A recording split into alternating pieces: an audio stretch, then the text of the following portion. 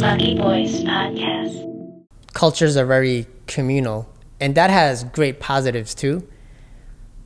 But what that sometimes does is force individuals to take on traditions that they don't even like. They had no part in creating.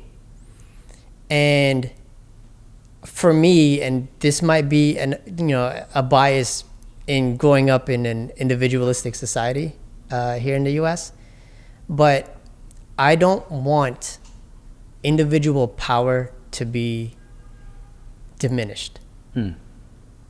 Even if that means breaking away from cultural norms, communal traditions. As a Filipino, I'm supposed to be a nurse. Or in medical field, or right. Right. Lawyer, engineer, doctor, right? If not that, you're supposed to be a nurse. To this day, my parents probably don't know what I do, right? Right. They just know that sometimes I'll give them chunks of money, right? And he doesn't live here anymore. He doesn't live with us anymore. So, for me, I think it's breaking away from that. And, some people may not be comfortable with that. I just know a lot of people who are not, certain generations.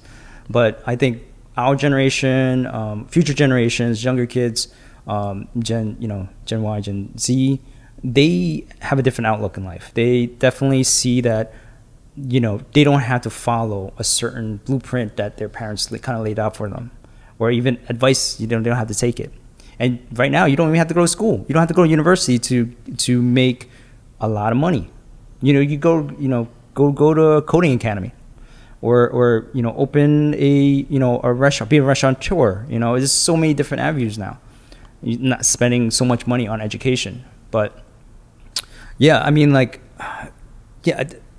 is no norm right now for the future generation. But in terms of you're saying like you broke out of it, and what did your parents say? I was also forced into breaking out of it because I knew I didn't have the papers to be able to work as a nurse. They already knew that my dreams of becoming an engineer were essentially dead because my scholarship money was taken away. It was too late for me to enter an engineering program. I chose my college randomly from a book.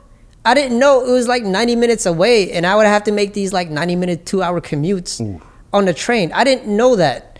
And then like psych, I was like, oh, well, I took an AP class in high school.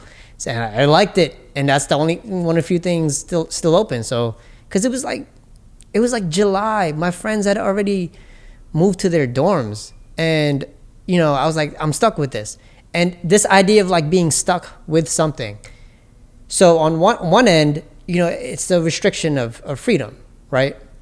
But because I knew I didn't have those options, I had to dig really deep into, well, what am I good at? Well, I was actually good at getting to school, getting scholarships.